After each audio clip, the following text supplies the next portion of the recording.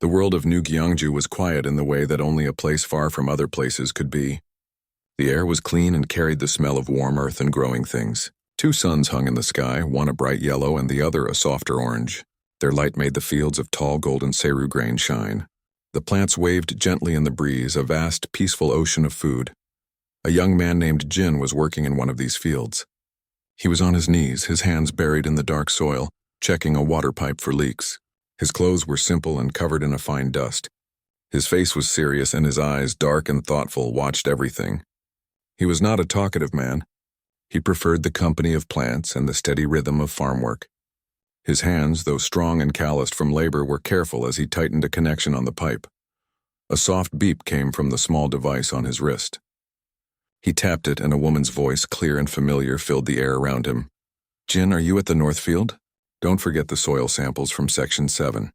The last ones showed low nutrients. I need to see if the new fertilizer is working." A small smile touched Jin's lips. It was his sister Mina. "I haven't forgotten," he said, his voice low and calm. "I am almost there. The Seru looks strong in this section." "Good, strong Seru means full bellies this winter. Bring the samples to my lab when you are done. Mr. Park is asking for the yield report too." "I will." Jin stood up, stretching his back. He looked out at the endless fields.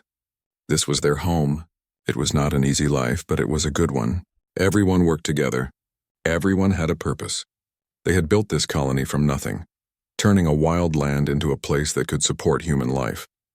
He felt a deep pride looking at the waving grain. This was their harvest, the result of years of hard work and patience. He collected the soil samples, placing them in small labeled containers. As he worked, he watched the sky. It was beginning to change color. The smaller orange sun was starting to set, painting the clouds in shades of pink and purple. It was time to head back to the main settlement. The colony itself was a collection of simple, sturdy buildings made from local wood and stone. Solar panels lined every roof, and the hum of water purifiers was a constant, comforting sound. People were finishing their work for the day. He saw Mr. Park, the old and respected leader of the colony, sitting on a bench outside the community hall, speaking softly with Hana, a young woman who was a genius with machines and drones. Hana was often surrounded by small hovering drones she used to check on the far edges of the fields. Jin dropped the soil samples at Mina's lab, a building that smelled of green plants and chemicals. His sister was inside looking at a screen full of data. She was sharper and more talkative than Jin, but they shared the same quiet determination. "The reports are on your screen," he told her. She nodded, not looking away from her work. "Thank you." The early numbers looked promising. "If this keeps up, we will have a record harvest." Jin left her to her work and went to find Mr. Park to give him his report. The old man listened carefully, his wise eyes taking in every word. "You and your sister do good work, Jin," Mr. Park said. "This colony is lucky to have you." As Jin walked to his small house, a deep sense of peace settled over him. This was their life. It was simple, but it was full. The peace did not last. It began as a low hum, a vibration that started in the soles of his feet. At first, Jin thought it was a large piece of farming equipment starting up.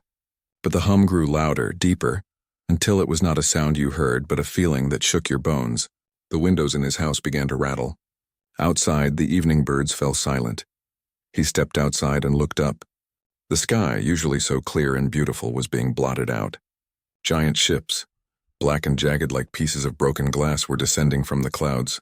They were nothing like the soft, rounded shapes of human ships. These were sharp, angry, and menacing. They blocked out the light of the 2 suns, casting long, cold shadows across the land. The deep hum was the sound of their engines, a noise that promised nothing good. People began to spill out of their homes, their faces filled with confusion and fear. They pointed at the sky, their voices hushed whispers against the overwhelming noise. Then, a calm but firm voice came from every comm unit and public speaker. It was Mr. Park. "Everyone, please stay calm. Do not make any aggressive moves. Gather at the community hall. Now, please move quickly and calmly." Jin did not run. He walked, his eyes fixed on the black ships. He saw smaller shapes detach from them, dropping towards the ground on pillars of blue fire. These were landing craft. By the time he reached the central square in front of the community hall, almost all the colonists were there, huddled together. Mina found him and grabbed his arm, her grip tight. Hana and Mr. Park stood at the front, facing the empty field where the ships were landing. The landing craft settled on the ground, their doors opening with a sharp hiss. Out marched the soldiers. They were tall, much taller than a human. They walked on two legs, but they were reptilian, with scaly skin the color of dried mud.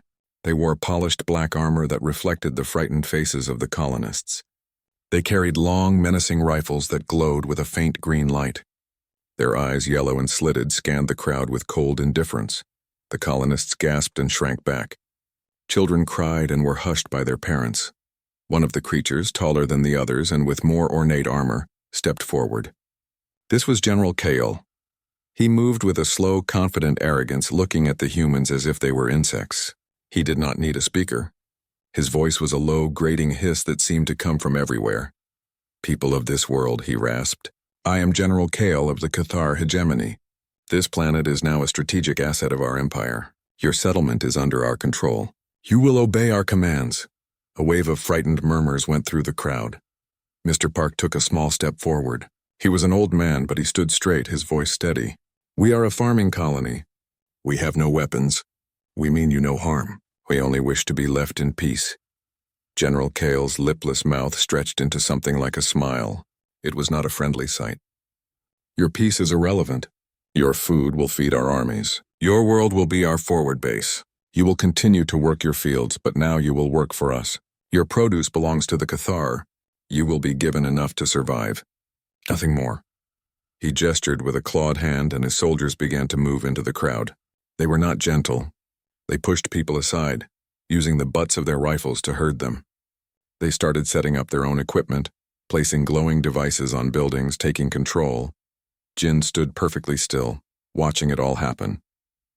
He saw the fear in his people's eyes. He saw the brutal efficiency of the invaders. But his gaze was drawn away from the soldiers and the weapons. He looked to the edge of the square, where a small, fenced-off area held Mina's experimental garden. Delicate plants she was studying for their medical properties. A Cathar soldier, stomping through to take up a position, did not even see it. His heavy armored boot came down squarely on the little fence, crushing the precious plants into the mud. The soldier moved on, unaware. He saw the plants as worthless, just part of the landscape.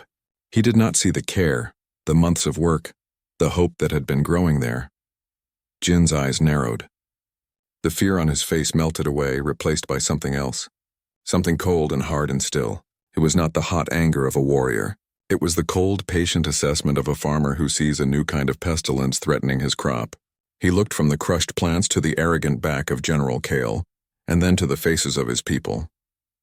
They had lost their peace, but as he watched the invaders trample everything they had built, a new seed was planted in Jin's heart. It was a seed of defiance. The harvest was over. A different season was beginning. The new reality settled over New Gyeongju like a cold, heavy blanket. The Cathar were everywhere. Their black armored soldiers stood guard at the water purification plant, the comms tower, and the entrance to the main food storage silos. They moved through the colony with a stiff, arrogant walk, their yellow eyes watching the humans with open contempt. The deep hum of their ships was a constant reminder that the sky was no longer theirs. The colonists obeyed. They did what they were told. They woke up at the assigned time. They went out to the fields under the watchful eyes of the guards.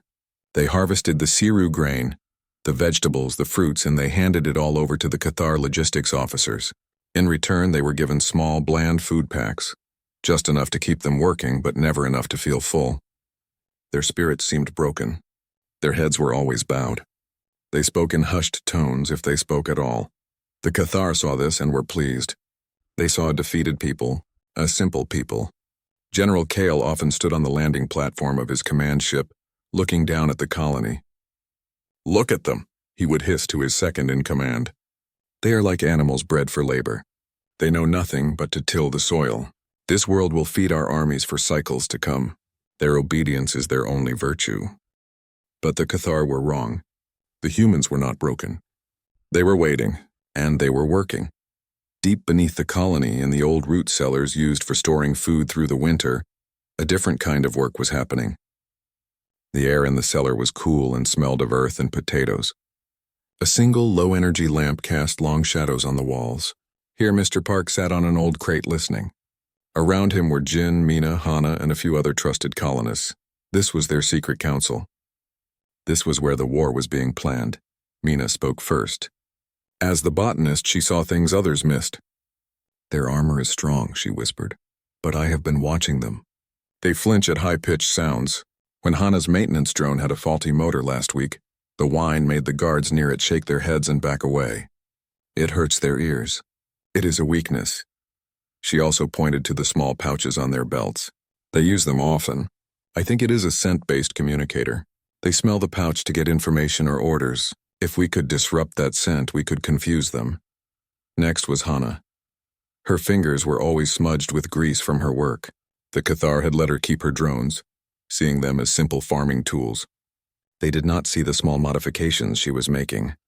"I have mapped their entire patrol schedule," she said, showing a small screen. "They are predictable. They walk the same paths at the same times every day. They always have 2 guards at the main generator and 3 at the comms tower. Their own surveillance drones fly in a fixed pattern. I think I can hack into their network. I can make their own drones blind them." Then all eyes turned to Jin. He had been quiet as always, his gaze fixed on a rough-drawn map of the colony, spread out on the dirt floor. He had been connecting the pieces in his mind. He pointed a calloused finger at the map. "They see our tools, but they do not see what they can do." His voice was low and steady. "They took our food, but they did not take our knowledge." He pointed to the large, dome-shaped structures on the edge of town. "The grain silos. They are full of this season's harvest. They are also full of dust. Siru grain dust is highly flammable. A single spark in the wrong place." He moved his finger to another area. "The compost processors. They create methane gas as a byproduct. We usually burn it off safely. But if we were to release it all at once and ignite it..." He did not finish the sentence. He did not need to. Finally, he pointed to the machine sheds. "The automated harvesters. The laser-guided threshers. They have sharp spinning blades designed to cut through tough Siru stalks. They are strong enough to tear through metal. The Cathar walk right past them every day. They see farm equipment. We see weapons." A grim silence filled the cellar. They were not soldiers. They were farmers and engineers and scientists. The plan was terrifying, but the alternative, a life of slavery and hunger on their own world, was worse. Mr. Park looked at each of their faces. His own face was lined with age and worry, but his eyes were firm. "We did not choose this fight," he said, "but it has come to us. We will not let them take our home without an answer. We will show them that a farmer's patience is not weakness, and a farmer's tools are not just for growing." In the days that followed, the colony became a stage for a silent, secret play. The humans acted their part of the docile, defeated workers perfectly. But in the shadows, they prepared. Hana, in her workshop, carefully rewired the control systems of her drones. She installed a small program that, with one command, would send a virus into the Cathar network. She also modified a sonic emitter from a pest control device, turning it into a weapon that would produce the painful high-frequency sound Mina had discovered. Mina and her lab assistants worked on the scent problem. They analyzed the chemical makeup of the plants the Cathar avoided. They began creating a concentrated paste that mimicked the danger or decay signal the Cathar used. They planned to spread it using the colony's irrigation misters, creating a cloud of confusion. Jin's work was the most physical. With a few others he trusted, he went into the machine sheds at night. They worked by the dim light of glow sticks, their hands moving quickly and quietly. They bypassed the safety protocols on the giant harvesters. They reprogrammed them to respond to a remote command from Hana. They sharpened the metal blades of the threshers until they gleamed. They inspected the methane storage tanks, identifying the weak points where a small controlled explosion would cause a massive leak. They also looked at the land itself. They knew every drainage tunnel, every irrigation ditch, every hidden path through the fields. They knew where the ground was soft and muddy and where it was firm. This knowledge was their map for the battle to come. One evening, as Jin was walking back from the fields, a Cathar guard shoved him roughly. "Move faster, human," the guard hissed. Jin stumbled but did not fall. He kept his head down, his face a mask of submission. The guard laughed, a dry, rattling sound, and moved on. Jin slowly stood up. He brushed the dirt from his clothes. He did not look at the guard with anger. He looked at him the way he would look at a blight on a leaf, a problem to be identified, understood, and removed. The cold fire in his heart burned a little brighter. The Cathar continued their occupation completely unaware. They saw quiet farmers. They saw simple tools. They saw a conquered people. They believed they were in control. They did not know that the soil of New Gyeongju, the soil they had so carelessly trampled, had been sown with the seeds of their defeat. The humans were not just growing food. They were growing a rebellion. And the harvest time was coming soon. The air on New Gyeongju felt heavy with waiting. For days the humans had moved like ghosts, their faces blank, their work dutiful. The Cathar guards had grown lazy. They leaned on their rifles. They talked among themselves, their hissing laughter echoing in the quiet streets. They no longer saw people, only tools. They believed the fight was gone from the humans. They were wrong. The signal came at the changing of the guard when the day shift was tired and the night shift was not yet fully alert. It was not a loud noise. It was a simple flashing light on Hana's wristcom. She was hidden in a small maintenance shed, surrounded by her drone control panels. Her heart was beating fast, but her hands were steady. She took a deep breath and pressed a single button. In the Cathar command center, a soldier stared at a bank of screens showing views from their patrol drones. Suddenly, every screen flickered and went black. A strange symbol, a simple drawing of a Siru grain stalk, flashed for a moment before the screens died completely. "Report," a commander hissed. "We have lost all drone feeds." "It is a system failure." But it was not a failure. It was Hana. She had sent a virus into their network. The Cathar were now blind in the sky. At the same moment, in different parts of the colony, small devices hidden in irrigation pipes and on rooftops came to life. They were the sonic emitters Mina had helped to build. They began to emit a high piercing sound. It was a noise humans could barely hear, but to the Cathar it was like a knife in their ears. The effect was immediate and chaotic. Guards on patrol cried out, dropping their rifles to clamp their hands over the sides of their heads. They stumbled, disoriented and in pain. The orderly occupation dissolved into confusion. From her shed, Hana pressed another sequence of buttons. This command was for the machines the Cathar had ignored. In the vehicle depot, the Cathar were trying to form up to respond to the crisis. Suddenly, the large doors of the nearby machine shed exploded outwards, not from bombs, but from the sheer force of what came out. The colony's giant automated harvesters rolled forward. They were massive machines with huge tires and a cab for a driver. But there were no drivers inside. Hana was controlling them. Their front-mounted grinders, designed to chew up plant stalks, began to spin with a deafening roar. A Cathar officer shouted, "Stop those farming vehicles!" But they were not farming vehicles anymore. The first harvester plowed into a line of parked Cathar speeders. The spinning grinders met the metal of the vehicles. There was a terrible shrieking sound. Sparks flew like fireworks. The harvester tore through the speeders as if they were made of paper, shredding them into twisted scrap metal. Another harvester turned towards a fuel storage tank. The Cathar fired their plasma rifles at it. The blast scorched the harvester's thick metal hide, but it kept going. It lowered its grinder and slammed into the base of the tank. The metal buckled. A moment later, the tank ruptured and highly flammable fuel poured out across the ground. This was when Jin acted. He was positioned near the large silos that held the methane gas from the compost. He looked towards the fuel spill. He raised a small homemade launcher. It was a piece of pipe powered by a chemical charge. He fired a single burning projectile. It was not a laser. It was a simple burning rag soaked in fuel. The projectile flew in a high arc and landed in the middle of the spilled fuel. Whoosh! A wall of fire erupted, cutting the colony in half. The Cathar soldiers on one side were trapped. The ones on the other side were isolated. The fire also ignited the leaking methane, creating secondary explosions that rocked the ground. The Cathar were completely unprepared.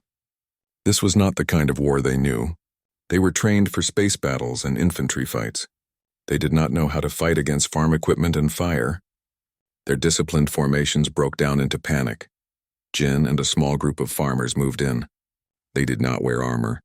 They wore their work clothes. They did not carry laser rifles. They carried tools. They used the drainage tunnels and irrigation ditches they knew so well.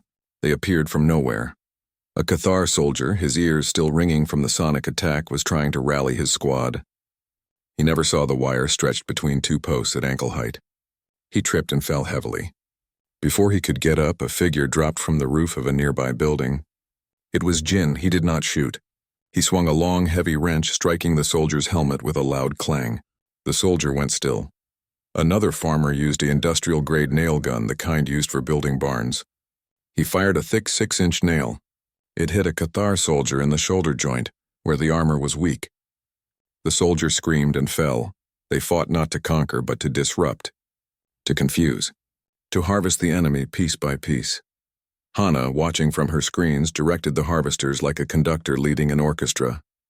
One harvester chased a group of soldiers into a dead-end alley. The soldiers fired desperately, but the machine was too big, too strong. It pushed forward, its grinder reducing their cover to dust. Another harvester simply drove straight through the middle of the Cathar motor pool, crushing everything in its path. The Cathar command ship was in chaos. General Kale was roaring with fury. "What is happening? Report!" "They are using their farming machines, General. They have set fires. We have lost communication with half our units." "Farming machines?" Kale could not believe it. "Destroy them." But it was not easy. The humans were not standing and fighting. They were hitting and running. They were using the land itself as a weapon. The Cathar were strong, but they were slow and clumsy in the tight spaces of the colony. The humans were fast and knew every hiding place. The once peaceful colony was now a scene of smoke, fire, and chaos. The air smelled of burning fuel and ozone. The sounds were not of lasers, but of grinding metal, crashing machinery, and the shouts of confused soldiers. The first part of the human plan had worked perfectly. They had taken the mighty Cathar army and thrown it into disorder. They had used the enemy's arrogance against them. The Cathar had come for a peaceful farming colony. They had found something else. They had found a hive of angry, resourceful people who were fighting for their home with everything they had. And this was only the beginning. The reaping of the Cathar army had just started. The colony was a storm of noise and fire. The Cathar, trained for orderly battles, were lost in the chaos. Their formations had shattered.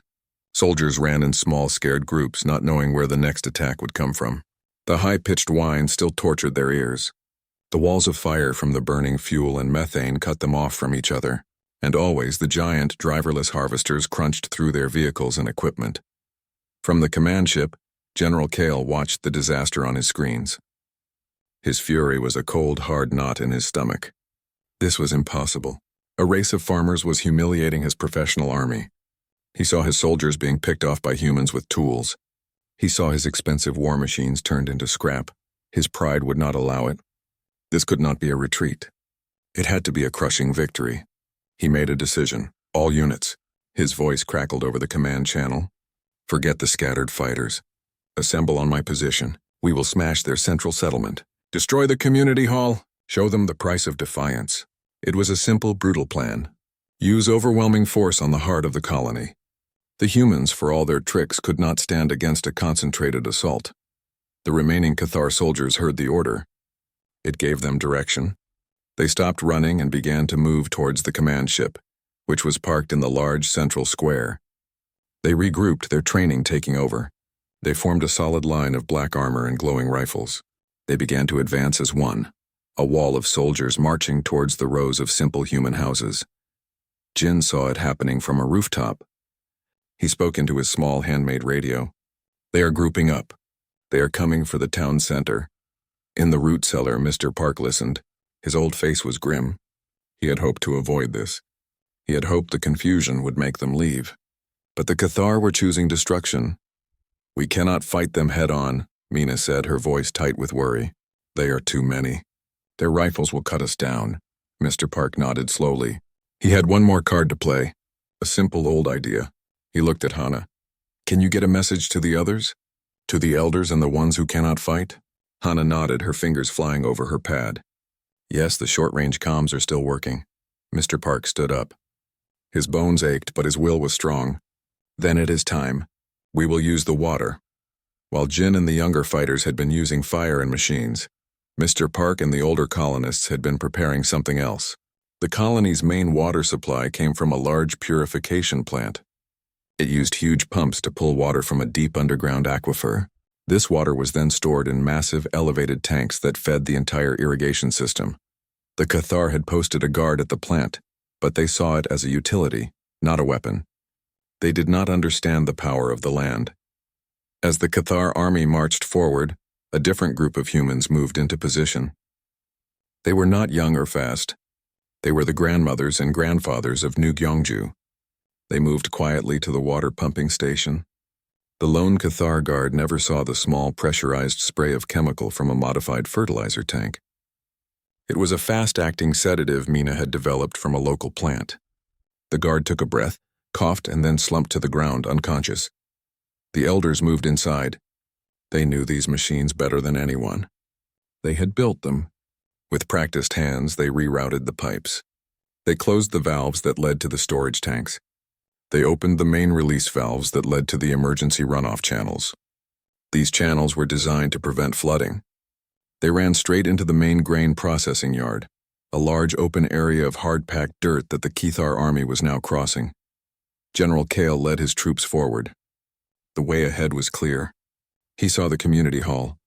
He would burn it to the ground. He saw a group of old humans gathered on a small hill near the water tanks. He ignored them. What could they do? Then he heard a new sound, a deep groaning rumble. It was the sound of the giant pumps working at full power, pushing every drop of water they could into the runoff channels. A moment later, a wall of water exploded from the large pipes at the edge of the processing yard. It was not a gentle flow. It was a torrent, a flash flood unleashed by human hands. The water slammed into the advancing Cathar line. The force was immense. Soldiers were knocked off their feet. The hard-packed dirt of the yard, mixed with the chaff and dust from years of processing grain, instantly turned into a thick, deep mud. The Cathar, in their heavy armor, sank. They struggled to move, their legs trapped in the clinging muck. It was like quicksand. The more they fought, the deeper they sank. Their powerful rifles were useless. They could not aim. They could barely move, panic set in. The mighty Cathar army was stuck, up to their waists and chests in thick brown mud. This was the moment Jin and his fighters had been waiting for. They emerged from the streets and the buildings. They saw the trapped army. They saw the soldiers helpless in the mud. The farmers of New Gyeongju walked towards the trapped soldiers. They did not cheer. They did not shout. Their faces were hard and serious. They carried their tools, sickles, sharpened shovels, heavy hammers, and the powerful nail guns. The reaping began. It was not a battle. It was a harvest. A farmer knows how to work efficiently without wasted movement. They moved through the mud, which was firm under their familiar lightweight boots. They targeted the struggling soldiers. A Cathar soldier raised his rifle, but he was stuck. A farmer swung a sickle, not at the armor, but at the soldier's wrist. The soldier screamed and dropped the weapon. Another soldier tried to claw his way out. A nail gun fired with a loud thump. A thick nail buried itself in the soldier's exposed neck. He fell silent. Jin moved through the chaos. He saw a Cathar officer taller than the others trying to organize a defense. The officer had managed to get to a slightly drier patch and was firing his plasma pistol wildly. Jin picked up a long metal pole used for measuring grain depth. He ran forward, using the mud to his advantage. He slid the last few feet, under the officer's line of fire, and jammed the sharpened end of the pole into the gap between the officer's chest plate and his leg armor. The officer roared in pain and fell backward, disappearing into the mud. General Kyle watched from the edge of the square. He had been at the back of the line and had avoided the worst of the water. He saw his entire invasion force being systematically destroyed by farmers with hand tools, his heart filled with a cold, sick horror. This was not a defeat. This was an annihilation. He saw the quiet young man, Jin, standing in the middle of the field watching the work. Their eyes met across the distance. In that moment, Kyle understood. He had not invaded a farming colony. He had invaded a hornet's nest. He had mistaken their peace for weakness. He had mistaken their tools for toys. He had come to reap their food. Instead, they were reaping his army. The battle was over. The central processing yard was a quiet, muddy grave for the Cathar army. The groans of the trapped and wounded soldiers had faded. The farmers moved among them, ensuring the threat was gone. They worked with tired, grim efficiency. There was no joy in this work, only the grim necessity of cleaning a field after a storm. Smoke still rose from the burning fuel depot. The air was thick with the smell of mud, ozone, and fire. The colony was wounded, but it was free. On a raised landing platform near the edge of the square, a single ship remained. It was General Kale's personal command vessel. Its engines were dead. Hana's virus had seen to that. The last of his guards had been pulled from the ship's entrance by farmers using hooked poles, dragged down into the mud to be dealt with. Now, the general stood alone. His ornate armor was smeared with dirt. His plasma pistol felt heavy in his hand. The hum of his mighty fleet was gone, replaced by the quiet, confident sounds of the humans reclaiming their home. He saw the young man Jin walking towards the platform. Jin was not running. He moved slowly, his boots making soft sounds on the permacrete. In his hand he carried not a gun but a long, wicked-looking tool. It was a Siru threshing scythe. Its curved blade, designed to slice through tough grain stalks, was clean and sharp. It gleamed in the light of the two suns. Kyle raised his pistol. His hand trembled with rage and fear. "You," he hissed. "You are just a farmer. A dirt digger." Jin stopped at the base of the platform and looked up. His face was calm. There was no hate in his eyes, only a cold, flat certainty. "We are all farmers," he said, his voice quiet but clear. "But you made a mistake. You thought because we choose to grow things, we cannot destroy. You thought this was a soft world." He shook his head slowly. "You were wrong," Kale fired. A bolt of green plasma shot from the pistol. It was fast and deadly, but Jin was already moving. He did not try to run away. He dropped and rolled to the side, using a stack of cargo containers for cover. He knew this place. He had helped pour this permacrete. He knew every piece of equipment, every shadow. Kyle fired again and again. The plasma bolt scorched the ground where Jin had been a moment before. He was firing at a ghost. Jin moved not like a soldier but like a hunter who knew his land. He used a low pipe to slide under Kale's line of sight. He came up on the other side of the platform, silent as the dawn. Kale spun around, his breath coming in ragged hisses. "Face me, human. Fight with honor." "Honor?" Jin's voice came from behind a support pillar. "There is no honor in trampling another's field. There is only consequence." As Kale turned towards the voice, Jin threw a small, hard object. It was not a rock. It was a dried seed pod from one of Mina's experimental plants. It hit Kale's helmet visor and burst open, releasing a cloud of fine, irritant pollen. Kale screamed as the pollen filled his eyes and the breathing vents of his helmet. He was blind, choking. He clawed at his visor, dropping his pistol in his panic. This was the moment. Jin stepped out from the shadows. He did not rush. He walked forward with the steady, measured pace of a man going to work in his field. Kale, half blind and desperate, swung a wild, clawed hand. Jin ducked under it easily. He saw the opening. It was not a warrior's opening for a killing stroke. It was the opening a reaper sees when a stalk is ready for the blade. He swung the scythe. It was not a dramatic sweeping blow. It was a short, precise, and powerful arc. The sharpened metal, honed for cutting the toughest plants, did not clang against armor. It slipped perfectly into the narrow gap between the bottom of Kale's helmet and the top of his chest plate. There was a wet, final sound. General Kale, commander of the Cathar invasion force, froze. His body went stiff. Then he crumpled to the ground, his head lolling at a terrible angle. The last thing his fading vision saw was the serene, peaceful sky of the world he had tried to conquer. Jin stood over the body for a moment. He felt no triumph. He felt only a deep, weary sadness. He pulled the scythe blade free and wiped it clean on a piece of cloth. He turned and walked down from the platform. The people of New Gyeongju were gathering in the square. They looked tired and shocked. They looked at the destruction. They looked at the bodies in the mud. But they also looked at each other, and they saw that they were still here. Mina walked up to her brother. She looked at the scythe in his hand, then at his face. She saw the exhaustion in his eyes, but also the strength that had never broken. "It is over," she said softly. Jin looked around at their home. The fields were trampled. Some buildings were burned. It would take years to rebuild completely. "They came for a farming colony," Mina repeated, her voice a mix of wonder and horror. Jin nodded slowly. He looked out past the colony, to the wild lands beyond. He thought of the Cathar hegemony. They would learn of this. They would be angry. They might send more ships. He turned his gaze back to his people. They were gathering the advanced Cathar weapons. They were checking the bodies for intelligence.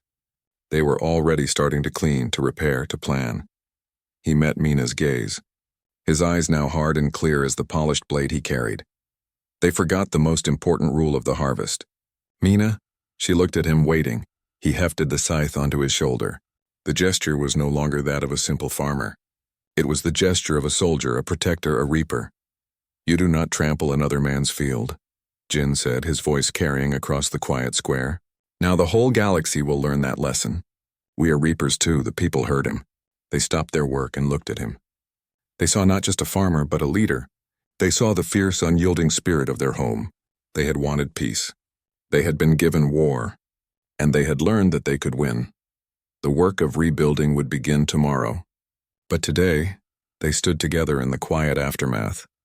A people who had chosen to nurture, but who had proven they could also destroy. They were the farmers of New Gyeongju. And they had just taught the universe a terrible, unforgettable lesson.